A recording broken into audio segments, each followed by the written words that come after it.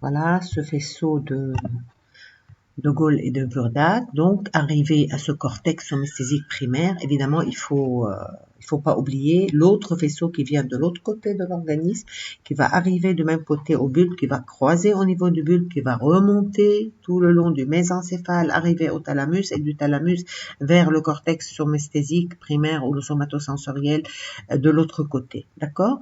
Donc, s'il y a des lésions, une lésion au niveau de ce cortex, ça dépend, à quel point c'est le point d'arrivée de quel axone qui provient à travers cette voie ascendante de quel type de récepteur, et on va perdre cette sensation si jamais ce point ou bien ces neurones au niveau du cortex somesthésique sont lésés. D'accord? Donc, si vous avez compris le concept, c'est comme ça qu'on sent les modalités sensorielles qu'on vient de citer. La sensibilité épicritique fine, la proprioception consciente, la stérignosie, la kinesthésie et l'évaluation pondérale de la voix. Bon, c'est pas les plus importants. Les trois premiers, elles sont les plus étudiés si vous voulez.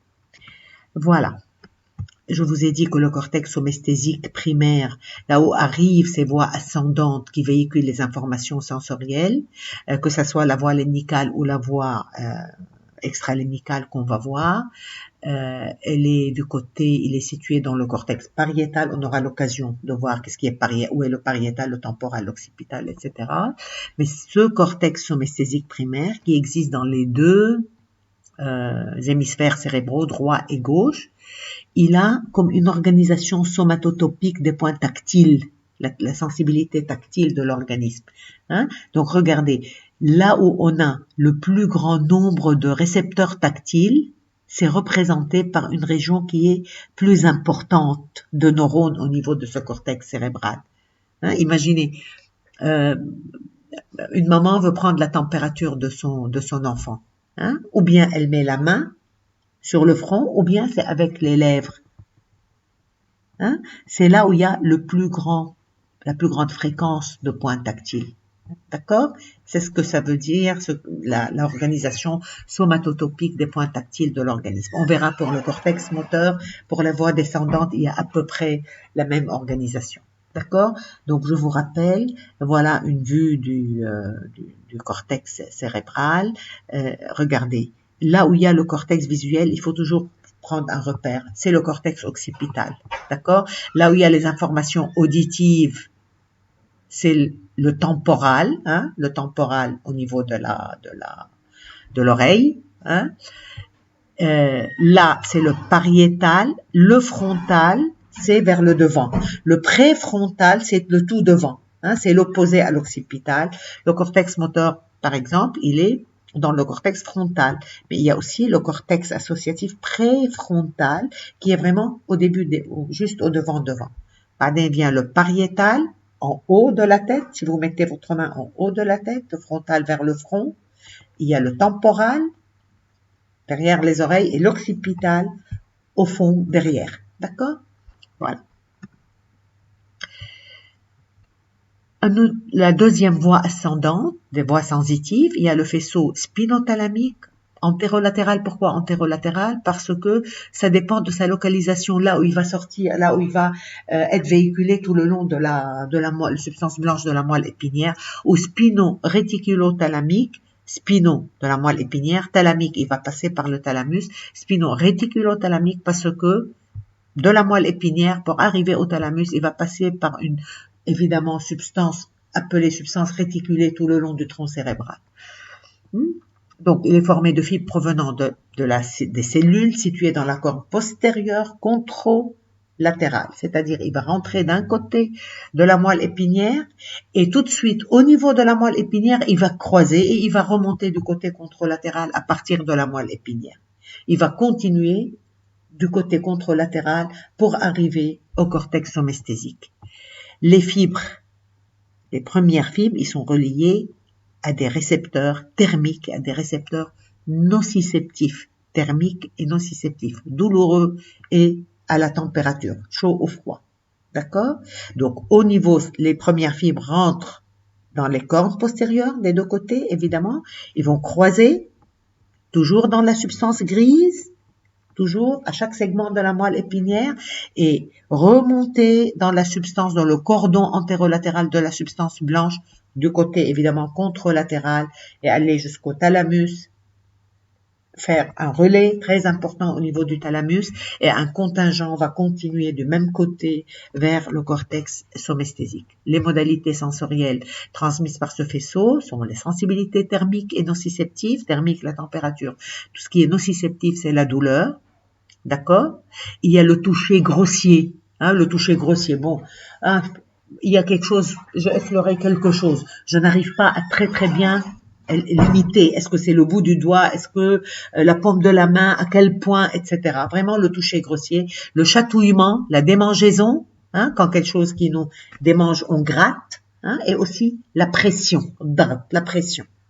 L'autre, on a parlé de vibration. Ici, c'est la pression. Parce que si on presse beaucoup, on a mal. Si on presse beaucoup, on peut arriver à stimuler les récepteurs à la douleur.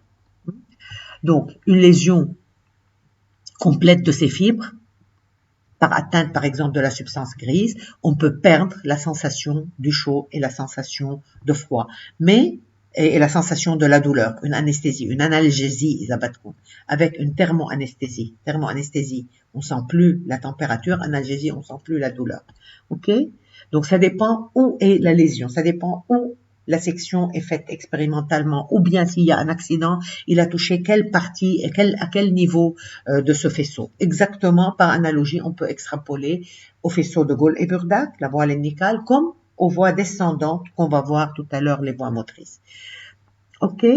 Mais si jamais ce faisceau est lésé, on perd pas la sensibilité tactile fine, on perd pas la proprioception. La sensibilité tactile fine et la proprioception, on peut les perdre à un niveau bien déterminé si jamais le faisceau de Gaulle-Eburdac, le faisceau lemnical, est lésé à un point bien déterminé. D'accord? C'est vraiment cet exemple, c'est pour vous montrer que ce sont deux faisceaux bien individualisés et chaque faisceau, il va véhiculer des modalités sensorielles différentes. Ça dépend de quel récepteur partent ces fibres sensorielles, ces fibres sensitives, sensorielles. Ok? Bon, évidemment, il faut tenir compte aussi du croisement de ces faisceaux. Le faisceau de Gaulle-Eburdac, il croise à partir du bulbe, alors que la voie extralemnicale, la voie spinothalamique, regardez, à partir des récepteurs qu'on vient de citer, les fibres sensorielles primaires vont rentrer à travers la corne postérieure, évidemment des deux côtés, ils vont croiser dans la substance grise de la moelle épinière, à chaque niveau de la moelle épinière, ils vont remonter jusqu'au thalamus, un deuxième niveau de synapse, de relais, et ils vont continuer jusqu'au cortex somesthésique. C'est là où on va sentir si on est brûlé, si on a mal, s'il y a une pression, s'il y a quelque chose qui nous chatouille, etc., etc. Donc, s'il y a une lésion ici, on va perdre la modalité sensorielle qui vient du récepteur correspondant. S'il y a une section ici, par exemple, à ce niveau de la moelle épinière, une section complète, par exemple, ici, on va perdre la sensibilité, toute la sensibilité véhiculée par ce faisceau du côté opposé et au-dessous de la lésion, parce que l'information, les influx nerveux ne vont plus arriver au cortex et du coup, on ne va pas avoir la sensation. Et ainsi de suite, vous allez vous amuser à faire des sections comme vous voulez, à chaque étape et voir quelles sont les remonter le fil comme on dit et voir quelles sont les sensibilités qu'on va perdre dans tous les types de faisceaux qu'on va étudier. Voilà, encore des voies ascendantes. On a deux autres voies ascendantes, ce sont les faisceaux spinocérébelleux. Comme leur nom l'indique, ils partent de la moelle épinière pour arriver au cervelet. Et non pas, ils vont pas continuer au-delà du cervelet, c'est-à-dire à partir du tronc cérébral, à partir du pont de Varol, ils vont rentrer, dévier vers le cervelet et s'arrêter dans le cervelet. Et normalement, ces faisceaux spinocérébelleux, ils partent à partir des propriocepteurs. Les récepteurs, le faisceau neuromusculaire et les récepteurs articulaires, c'est-à-dire les récepteurs qui sont dans les muscles et dans les tendons. Et aussi à partir des récepteurs à l'équilibration qui sont dans l'oreille interne. On va les voir un peu plus tard quand on va étudier les voies sensorielles.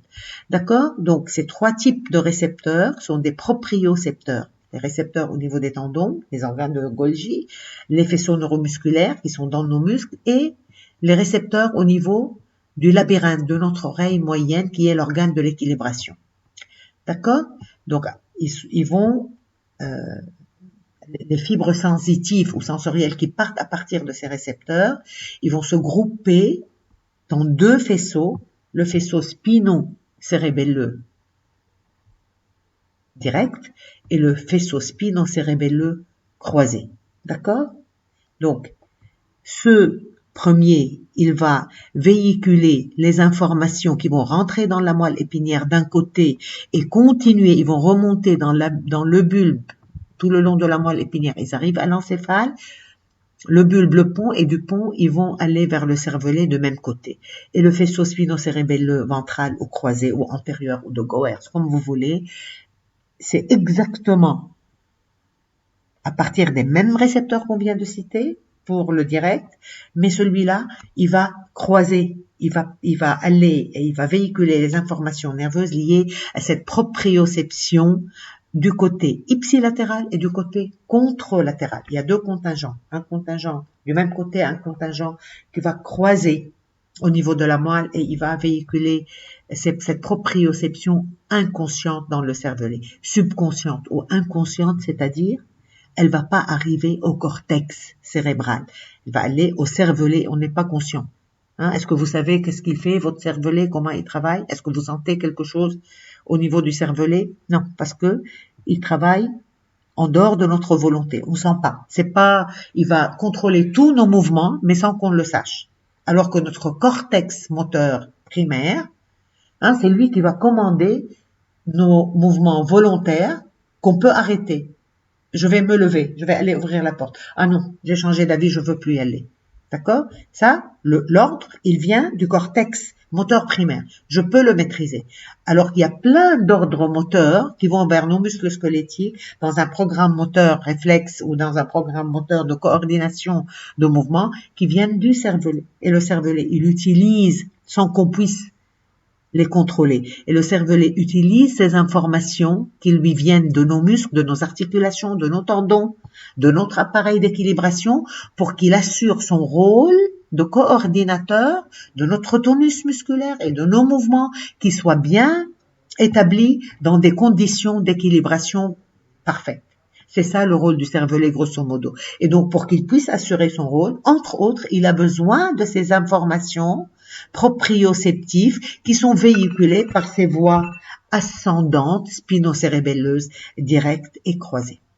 Voilà, donc c'est un résumé de ces voies ascendantes. Si vous voulez, dans ces tableaux, vous pouvez voir un peu l'emplacement et aussi lire un petit résumé de ce que je viens de dire. Évidemment, il faut pas oublier que quand on dit premier relais, deuxième relais, les zones d'articulation synaptique le long de ces voies ascendantes, même s'il y a des voies d'articulation descendantes, c'est pas un simple relais, c'est pas à la queue leu-leu, on est dans des synapses du système nerveux central où il peut y avoir plein de convergences, plein de divergences, il y a une intégration, une vraie intégration tout le long de ces voies quand il s'agit d'un relais, quand il s'agit d'un arrêt synaptique tout le long de ces voies.